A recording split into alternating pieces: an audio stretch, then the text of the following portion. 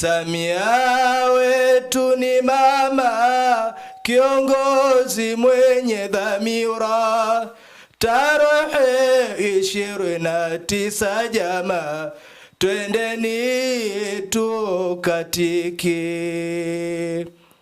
Samia wetu raisi, anatuongoza vyema kila kona ya nchi, hakika inang'ara.